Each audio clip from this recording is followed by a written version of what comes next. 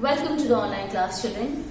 Today we will start English first, and in English first in class 4th we will learn. Okay, in class 4th English first we will learn today, and then second chapter will start in that. No, that is the name. That the chapter name is subject and predicate. Subject and predicate. So, what do you mean by subject and predicate? Subject means naming part and predicate means doing part.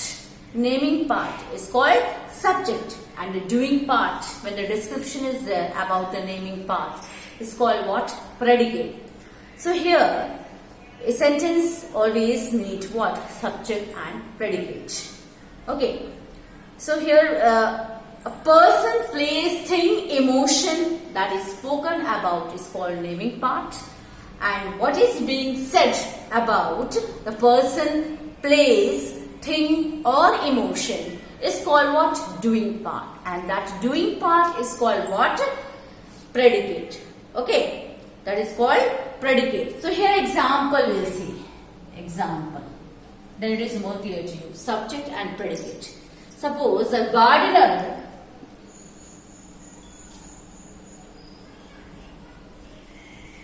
here, no?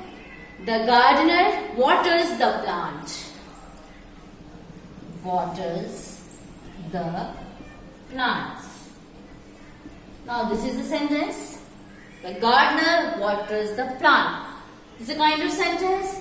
The gardener is here naming part. It is a naming part. So that's why it is called. It is called subject. What it is called? Subject. Okay, now waters the plant. Waters the plant. What is the work of the gardener?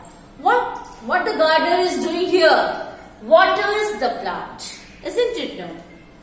So when it is called what? Doing part. That is called what? Doing part. So when the doing part is called what?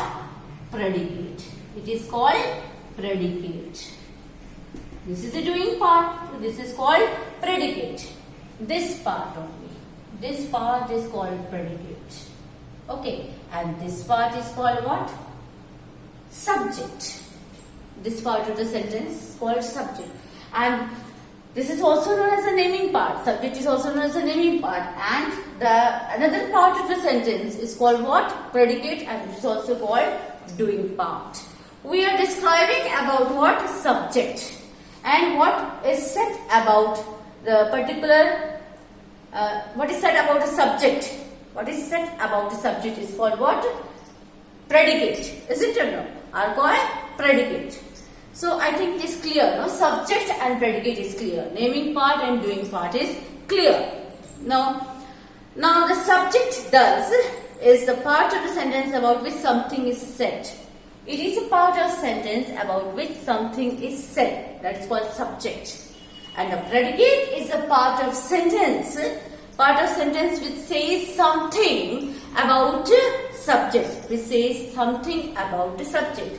It is a part of sentence which says something about subject. Okay. This is a part of sentence which says something about subject. Okay. So this is called predicate. Now, every sentence contains subject as a verb. A short sentence may consist of only two words, that is, he sleeps. This is a short sentence, only two words are there, he sleeps. Okay. Now, an imperative sentence expresses what? It expresses order or request. So when order or request is there, so it does not have a written subject. How? We will see the example here. Suppose imperative sentence does not have a written subject. Suppose here.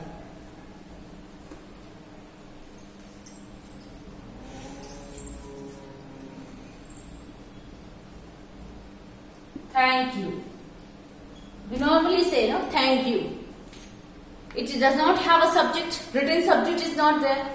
But we say something, anybody, we used to say, no, thank you. Okay. Go away. So this is also what? An imperative sentence. We are getting here, thank you. This this express, this is expressing request. Thank you, request or order, isn't it? No. Suppose you go away. Go away is order. Go away. Go away is order, isn't it? No. So it means what? Thank you means I thank you. This is the meaning. No, it means I thank you. Okay. And here go away. Go away means what? You go away. It means, okay, this means you go away. It means this is an imperative sentence. It expresses an order or a request and it does not have a written subject. It does not have a written subject. Here, the written subject is not there.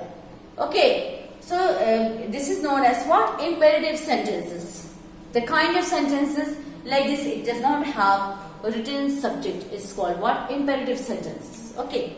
But it means here, in these sentences, subject I and you are understood.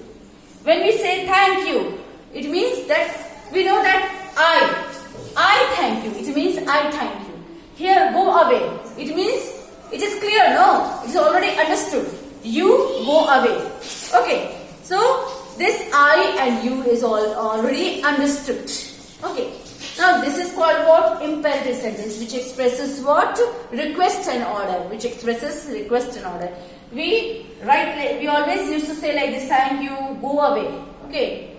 But what is understood here? Subject is already understood here. And what is the subject here? I, you. And that is already understood. We know it is not written subject. We can't write it. Okay. We can't write I thank you. We can't write you go away. Okay. Because it is this subject is already understood. And why? Because it is an imperative sentences. In imperative kind of sentences, the subject is always what? It does not have a written subject. It does not have a written subject. It is already understood. It is understood. Okay. We can't write the subject here. I think you have understood this chapter, subject and predicate. Naming part is called subject, doing part is called predicate. Okay, with the example, I think you have understood this chapter.